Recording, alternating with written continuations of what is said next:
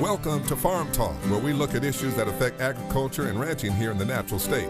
Brought to you by Heritage Agriculture. Here is your host, Mike Linton. Welcome to Arkansas Farm Talk. I'm your host, Mike Linton. Today's guests are Mr. Adam Shea, Director of Sustainability, Riceland Foods, and Mr. Austin Brown, Manager, Sustainability, Riceland Foods. Welcome to Arkansas Farm Talk. Thank you for having us. Thank you, sir. You bet. Adam, tell us a little bit about sustainability and what that means to Riceland Foods and its members. Absolutely, and first off, thank you for having us and giving us the opportunity. I think sustainability is a term that is sometimes complicated to communicate. I think a lot of people are familiar with it, but when it comes down to it, if you ask 10 different people, you'll get 10 different answers. We actually did that when we started sustainability a while back, and sure enough, got quite a few different answers. But at Riceland, we've tried to simplify that, and so to us, sustainability is really continuous improvement, and we've acknowledged that it's a journey more than a destination. So there's always room for improvement.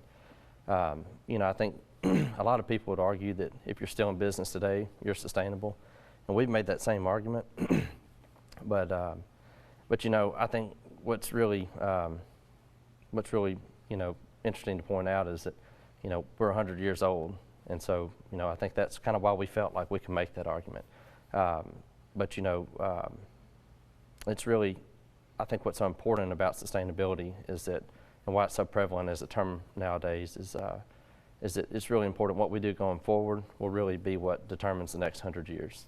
And so for our farmer members, the argument's pretty much the same.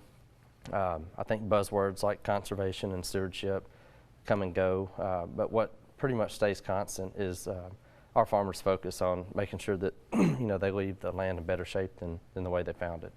And when you think about it, their livelihood depends on it, and so all of our livelihoods depend on it. Exactly.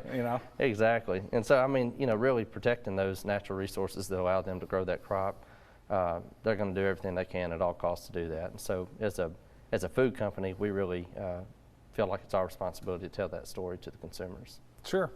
Austin, tell us why sustainability is important to Riceland Foods. Yeah, sure. Mike, first and foremost, we just believe that focusing on sustainability and continuous improvement, it's just the right thing to do. Our growers, our farmers, they depend on these natural resources to grow their crops, and we feel like we have a responsibility to do some things that Adam mentioned, practice conservation and stewardship, just to make sure that we have access to those natural resources in the future. Sustainability also plays a big role in marketing our members' crops. So today there's a lot of customers and consumers. They want to know where their food came from. They want to know, was their food raised, in as environmentally friendly as possible. And we're uniquely positioned in the supply chain to tell that story all the way from the farm to the table.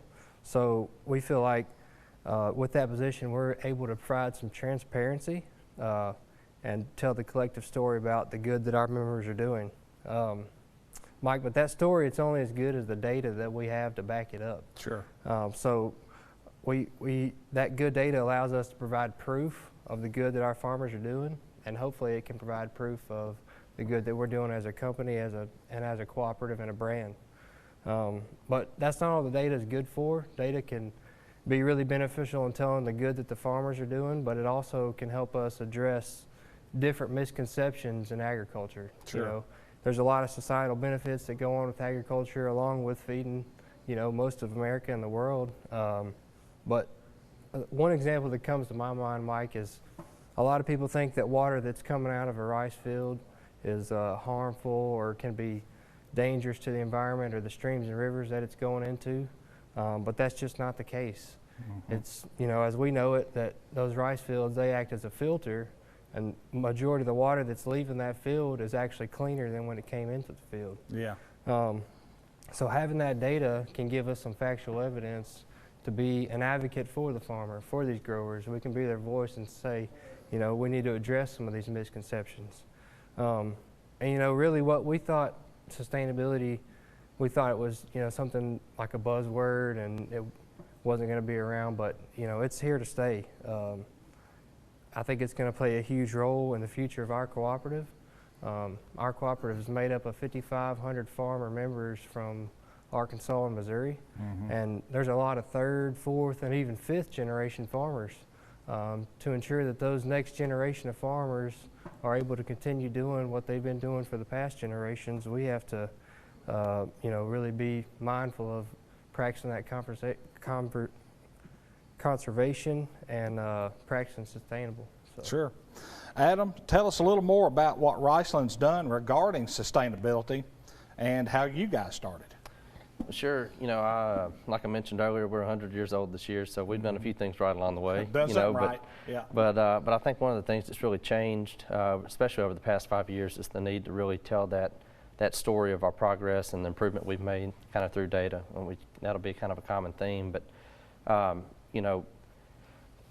say that that's something that we have in mind to do going forward. But I think just inevitably we have a lot of stuff that's unaccounted for. Sure. But back in 2014, we kind of made sustainability a focus and a role at Riceland. That really was started by consumer demand, customer demand, and as Austin said, a lot of consumers want to know more about where their food comes from, and so that kind of kicked off a lot of our consumer-facing customers that we have started requesting more information about the rice that they were sourcing, and not only where it came from, but how it was milled and processed. And sure. so that was kind of what started. But then we also, after that, we joined Field to Market in 2015. Field to Market is the Alliance for Sustainable Agriculture, and so they're an organization that does a really good job, really kind of bringing in all the different sectors of the ag value chain. And so you'll have everybody from universities to your ag retailers, big companies, big retailers, cooperatives like ourselves, and then a bunch of the big food companies. And so, it really gives us a chance to kind of all come together and talk about these issues and how sustainability is evolving and what that really means to all of us. And so, it's been interesting to see it evolve, and I think part of the reason that we're there and one of the biggest roles that I feel like we play in that area is just really making sure that our farmers have a voice at that table. As these things continue to evolve, we want to make sure that their best interest is represented. And so that's a lot of what we've done in terms of sustainability. But going forward, we really are focused on doing what's right for our membership in specific. Sure. Yeah, I appreciate you saying that.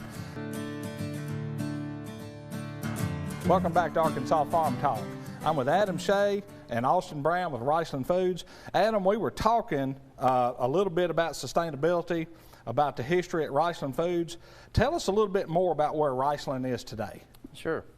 So in June, we launched our new sustainability platform, In Grain Good. And really, that was putting a name and a face to our existing sustainability platform and initiative, but we've kind of put a lot more structure to it. So, while we've been involved in sustainability, what we really wanted was something a little more tangible, something that could really represent the good that our cooperative and our members are doing.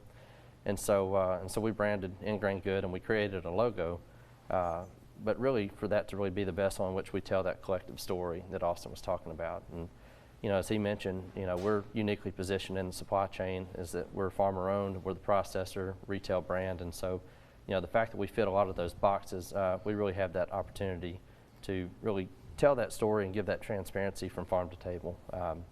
But I think, at its core, the purpose of In Grain Good is really to create value for our membership and our employees and customers and consumers through sustainability. Really anyone and everyone involved with Riceland. But, we look to do that through promoting and adopting sustainable practices that will not only allow us to make improvement in our efficiencies, but also reduce our carbon footprint going forward. So those are all different focal points of ours right now. So that's really kind of where we are in terms of In Grain Good. Yeah. I don't think a lot of people realize rice. They think when they think about Riceland Foods, they think, well, that's where I sell my rice, my product, Yeah. and then they get it ready and then they sell it at the grocery store. Most people have no idea how hard Riceland Foods fights for the farmers. I mean, they have representation in Washington fighting for the farmers and growers, and that needs to be mentioned because that's a big deal. Everybody's not fighting for our farmers and growers, and Riceland Foods fights the fight for them every day. We do. We're thankful for that. So we appreciate that. We've got a really good team, and And a lot of what we're talking about today is data, and that's another piece of it, is that data provides proof of the good that we're doing, and we can take that to the hill in the future too. Absolutely. Riceland's got a new logo. Tell us a little bit about that, and will this replace the old blue Riceland logo? Well, our logo is something we're really excited about, but no, it's a secondary logo, and so it specifically represents our ingrained goods sustainability initiative, and so the old blue logo that we all know and love will stay the same. But I'd say over the past couple of years, we've been working with a firm to rebrand Riceland, and so what we really wanted was to find something that represented our sustainability initiative, but was also a really good fit. And so what we created was a logo that's made up of rice, a duck, and a water droplet, which is actually the duck's wing. And I love all of them. I do too. That's right. And I think it's something that'll definitely relate to the membership, but it's not just rice and ducks and water. I think it's really supposed to represent the bigger sustainability picture and really an ecosystem that depends on the stewardship of rice farmers across our country, and so that's something that we're really excited about rolling out, and we'll get it on here pretty soon to show it to everybody. We're all about it. We've got a commercial waterfowl lodge down at DeWitt, Diamond Wings Lodge. So we're all about the rice, the water, and the ducks. And there's a good connection there. Austin, what does Riceland hope to achieve through ingrained goods? Adam mentioned ingrained goods a while ago, so let's speak about that just a minute. Yes, sir. Yeah, ultimately our focus and the goal of ingrained good is to create value for our entire cooperative. Everybody who's involved, from our farmer members to our employees and even our customers and consumers. As a farmer-owned food company, like we said earlier, we're in a unique position that allows us to tell that entire story, from the farm to the table. So that story is something that customers and consumers have always wanted, and the demand for that has really grown. And the best way that we know to tell that story is through data. So that data plays a critical role in us being able to be transparent with some of those consumers and customers. And we feel like it's very valuable to be able to analyze and collect that data. Internally at Riceland, we gather all the data and analyze it, and whenever we look through it, we look for areas where we've been doing things that are good, where can we show some highlights, and then we also look for areas where can we improve? Can we improve our efficiency? Can we improve our process? And with a company that's as big as Riceland Foods, we've got grain elevators from South Arkansas all the way up to the Boot Hill, Missouri, scattered all throughout the Delta. And it's really important for us to have that data, and we found a lot of value, even though it can be a heavy lift to gather all that information. And really with Ingrained Good, our goal is to be able to help our farmers gather their data and be able to analyze it. So those individual farmers can look at their operations and say, hey, here's an area where I can make an improvement, or here's an efficiency that I can improve. And we feel like a big portion of that is us creating partnerships. We want to work with others, different groups, to be able to provide information, access to resources. All of that is going to help our farmer members to take that next step and adopt some of these efficient practices. And then once we have those partnerships, a lot of what we're trying to do is collaborate with them, and we want to do education and outreach, push out as much information to our farmers as we can, so we know that they have all the resources available that they may need to be able to adopt some of these practices. And the collection of that farm data and combining it with that corporate level data is really going to give us the total package. Being that we can gather data from the farm and also from the processing and milling side, and combine those two, then we'll be in a good position to really tell the story to our customers and our consumers. Well, I can tell you, at Heritage, we track everything. We track all our data. You have to. That's you right. got to know where you're at if you ever want to move forward. You got to know where you've been. You got to know where you're at, so you can move forward. Yes, sir. And it's exciting that Riceland Foods is taking those necessary steps with sustainability to do those things. Okay. Tell me, does this have impact on marketing the Riceland members' rice? Yes, sir, it does. There's a lot of ways to create value. But like we talked about, having that total package, all of that information together, we feel like we're going to be able to move more rice through some of those higher value channels. It doesn't necessarily mean, Adam hit on it earlier, it doesn't necessarily mean that farmers are going to get a premium for that farm level information right now, but we can use a lot of that information as leverage or an additional bargaining chip to be able to move more of that rice through those higher value channels. And sustainability is ever changing. Our customers and consumers, they want to know more all the time. And us having this information is going to allow us to be out in front of those demands and be proactive. Yeah, well, I know moving forward, I know people want to know where their food comes from. That's right. So tracking the data is nothing going to do but help Riceland move forward, help our farmers and growers move forward. Yes, sir. Okay? Hold that thought. We're going to take a quick break. We'll be right back with Arkansas Farm Talk.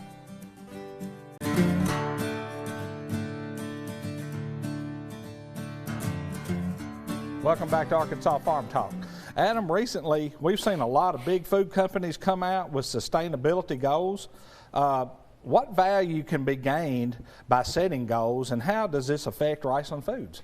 Sure. I think people and organizations alike set goals for a number of reasons, but in the end, it's about making a difference and achieving positive results. I think ultimately the value comes from meeting or exceeding your goal, but there's a lot of value in goals, especially corporate goals, I think internally from kind of the journey along the way. And so, I think you see things like, increased motivation, improved collaboration across departments, but really just that overall focus as a whole and guidance as a company to staying on track to achieving the desired results. And so, but I think in terms of a food company, I think a lot of times when you see these goals set, I really do believe it's set to really make a difference. But there's also something to be said about trying to appeal to the consumers. And so that being said, I don't mean that in a negative way, because it's no different at Riceland. But when you set out to make an impact, you want to make sure that you do it in a way that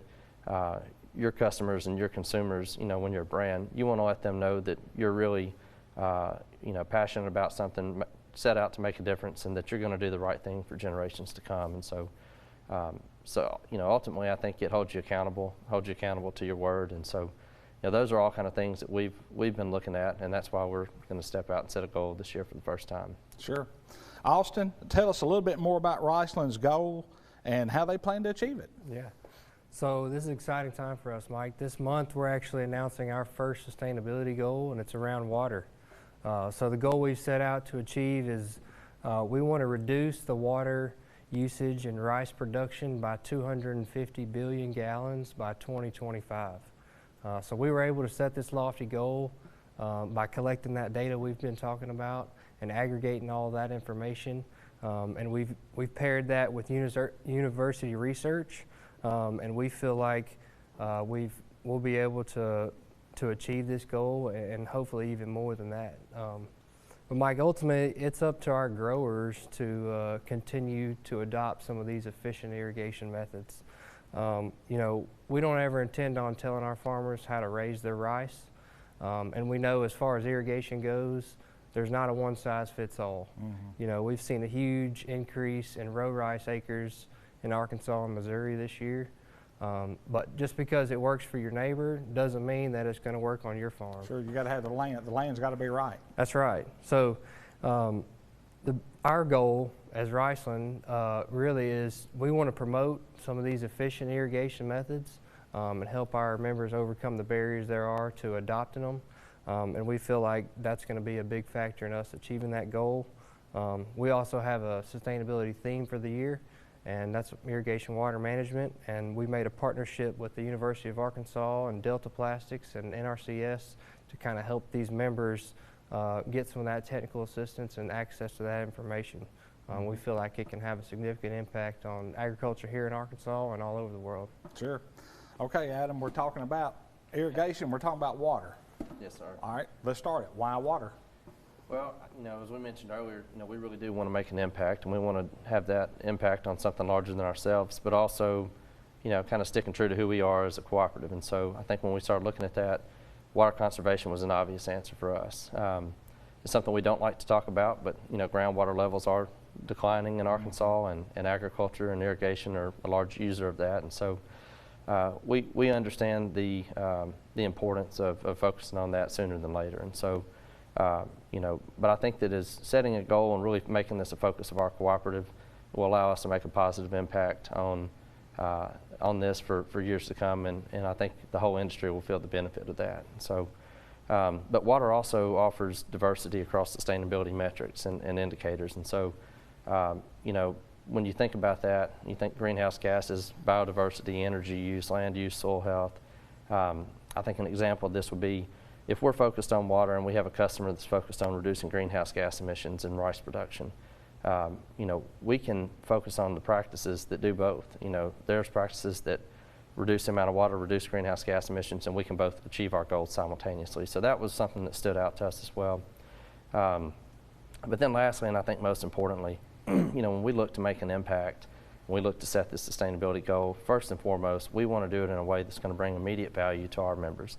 So we don't want to set a goal on something that's going to end up costing our members a lot to try to achieve it. And so I think water offers that, and irrigation water management offers that. And so back to what Austin said about the data and really looking at it, we were able to basically find where, through irrigation water management changes, members will be able to implement minor changes, no matter what practice you do, that can in turn make major impacts on, both conservation and environmental stewardship. And so, so that's really what we're looking for. We're trying to find that win-win, and I think if anything else, we want the members to hear us say that, everything we do is with them in mind and creating value for them. So. Sure, yeah. Well, let me tell you, Austin and Adam, thank you for everything that you do and everything that Riceland Food does to promote agriculture here in the natural state, and everything that you do for our farmers and growers. It is appreciated. And like I said, Riceland Foods fights a fight as hard as anybody. We'll see you next week on Arkansas Farm Talk. Thank you for watching Arkansas Farm Talk, brought to you by Heritage Agriculture.